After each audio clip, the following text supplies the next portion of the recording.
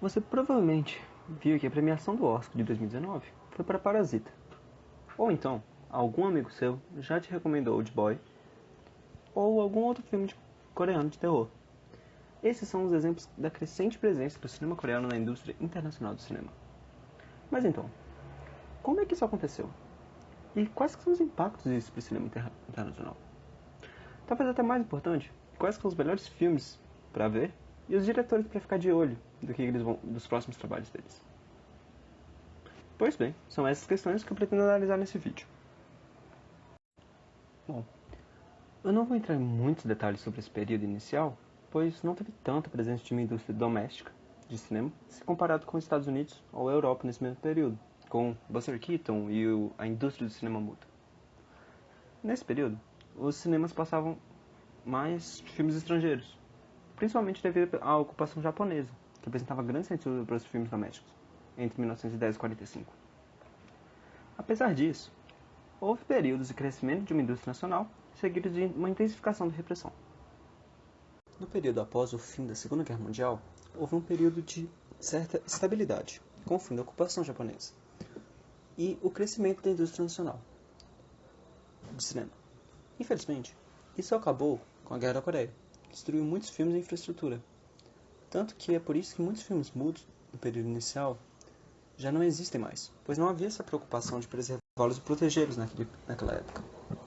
Após esse conflito, já na Coreia do Sul, teve o apogeu do cinema, a também chamada Era Dourada do cinema, em que a indústria cinematográfica ficou isenta de impostos durante a década de 60.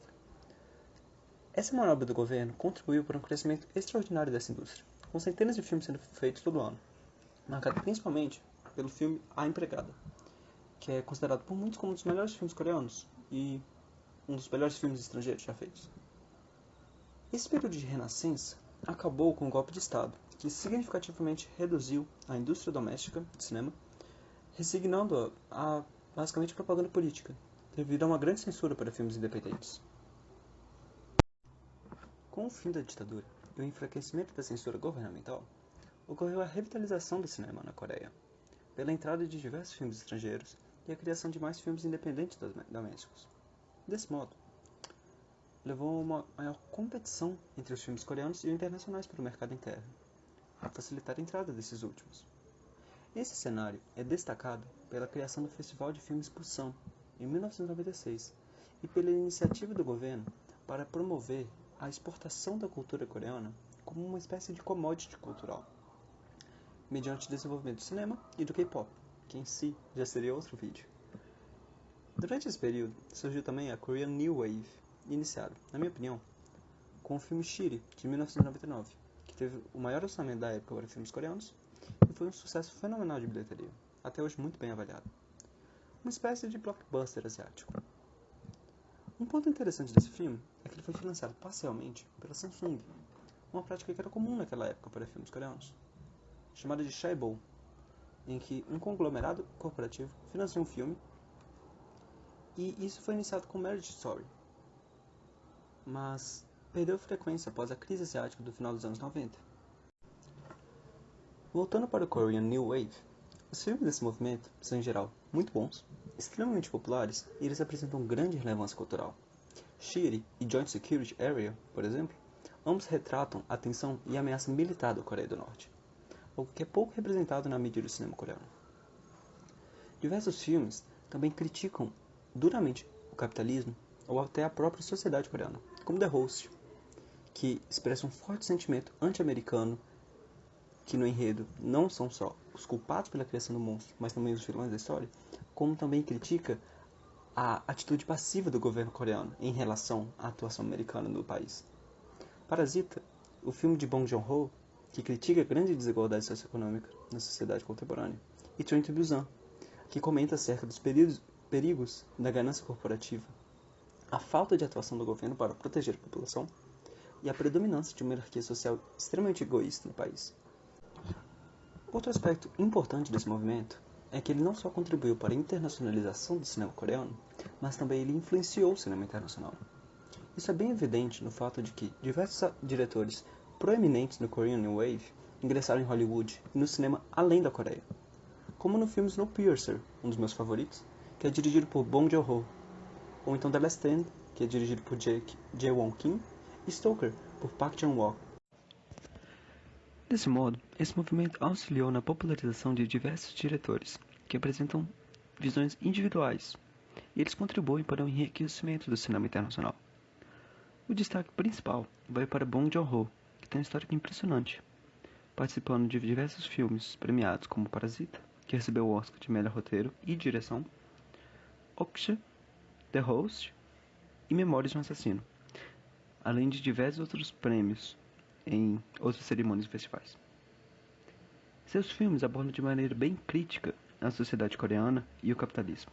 Ele implementa fusões de gênero muito efetivamente, rapidamente alternando a atmosfera entre suas cenas.